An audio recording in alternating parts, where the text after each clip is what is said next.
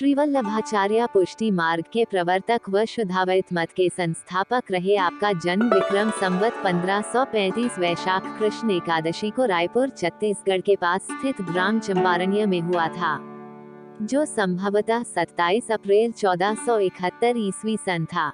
आपका परिवार आंध्र प्रदेश के कानकरवड का निवासी था। इनकी माता का नाम इलम्मा तथा इनके पिता का नाम श्री लक्ष्मण भट्ट था। इनके कुल ने 108 सोमयज्ञ का मन में विचार किया, जिससे कोई महान आत्मा अवतरित होता है। इनके दादा परदादा उसे करते रहे। पिताजी को आखिरी के 5 सोमयज्ञ करने थे, जो इन्होंने पूरे किए। उसकी पूर्णाहुति पर काशी में 1 लाख ब्राह्मणों को भोजन कराने गए। हनुमान घाट काशी में कुछ दिन रहे, तभी वहां यवन आक्रमण हुआ। तब वे रातों रात वहां से आंध्र प्रदेश कनकरवड को निकले। उसी समय रास्ते में रायपुर के निकट चंपारण्य में श्रीवल्लभाचार्य का जन्म हुआ था। वह बालक मृत हुआ तो जिस शमी के पेड़ के नीचे आप हुए, वहां छोड़कर आपका परिवार आगे के बड़े गांव गया। उनके साथ वाले उस गांव में गए थे। रात को सोचने लगे, इतने वर्षों के यज्ञ से एक महान आत्मा होना था, वह मृत कैसे हुआ। सो गए। रात हुई तब उन्हें लगा कि भगवान कह रहे कि तुम्हारा यज्ञ सफलता को प्राप्त हुआ, तुम उधर पुनः जाकर देखो। तब उसी रात माता पिता उस जंगल भागे। उस पेड़ को किसी प्रकार पहुँचे, तब सूर्योदय होने को था। उन्होंने देखा उधर बालक पड़ा, उसके शरीर में आग दधक रही है, वह खिलखिला रहा। तब माता पिता दौड़े। इनके अनुयायी इन्हें अग्निदेव का अवतार मानते हैं। उपनयन संस्कार के बाद इन्होंने काशी में श्रीमाधवेंद्रपुरी से वेद शास्त्रों का अध्ययन किया।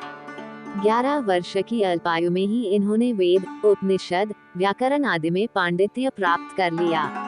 उसके बाद श्रीवल्लभाचार्य तीर्थाटन के लिए चल दिए। आपके 2 बड़े भाई रामचंद्र व रामकृष्ण भी अच्छे संत हुए। उन्होंने कुछ भाष्य लिखे। श्रीवल्लभाचार्य ने विजयनगर के राजा कृष्णदेव की सभा में उपस्थित होकर वहां के बड़े बड़े विद्वानों को शास्त्रार्थ में पराजित किया। उधर स्वामी विद्यारण्य, जिन्हें मध्वाचार्य कहते थे, उनका गढ़ था।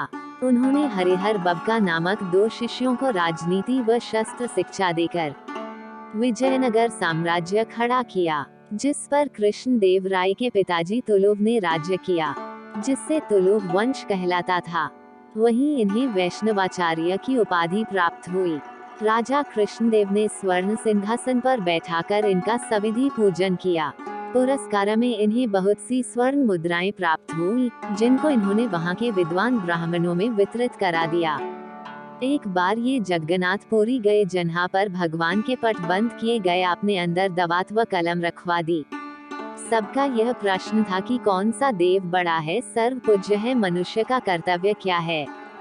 तब अंदर पट खुला तो यह श्लोक लिखा मिला। तब स्वयं प्रभु श्री जगन्नाथ जी ने श्री वल्लभ के मंतव्य की पुष्टि निम्नलिखित श्लोक से की है। इंक शास्त्रम देव की पुत्र गीतम, एको देवो देव की पुत्र मंत्रोंस्य कस्तस्य नामामि, यानी कर्माप्येकम तस्या देवस्य सेवा, अर्थात एक देव की पुत्र भगवान श्री कृष्ण द्वारा बांची गई श्रीमद् भागवत गीता ही उत्तम शास्त्र है। 2 देव की नंदन श्री कृष्ण ही एकमात्र देव है। 3 उन भगवान श्री कृष्ण के नाम ही मंत्र है, और भगवान श्री कृष्ण की सेवा ही एकमात्र धर्म है। श्री वल्लभ की इस प्रतिभा को सभी विद्वत्तजन मंडल ने नतमस्तक होकर स्वीकार किया। श्रीवल्लभाचार्य उज्जैन आए और वहां शिप्रा के तट पर इन्होंने एक पीपल के वृक्ष के नीचे साधना की।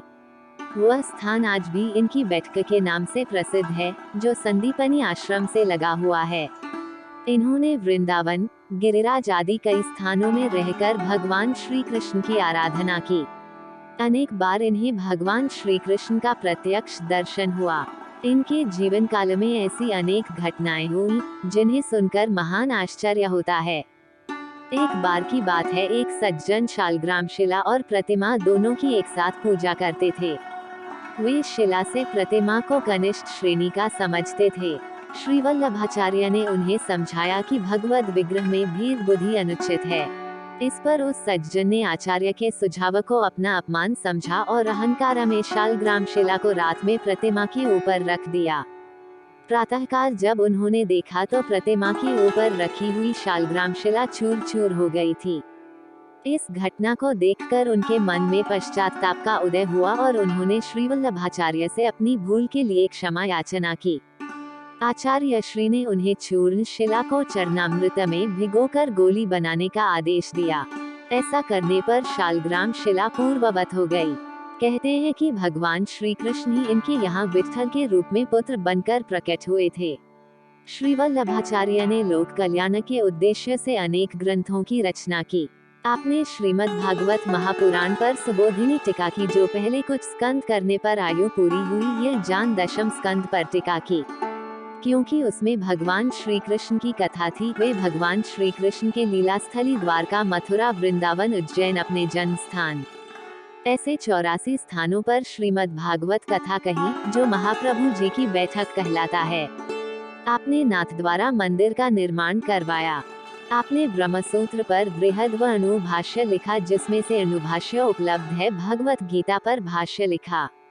मधुराष्टक, श्री कृष्णाष्टक, गोपीजन वल्लभाष्टक आदि यमुना अष्टक की रचना की, जो प्रसिद्ध है। आप वृंदावन गए तब भगवान के लीला स्थलों पर श्रीमद् भागवत पुराण कहते रहे। बाद में उसे महाप्रभु जी की बैठक कहा जाता था।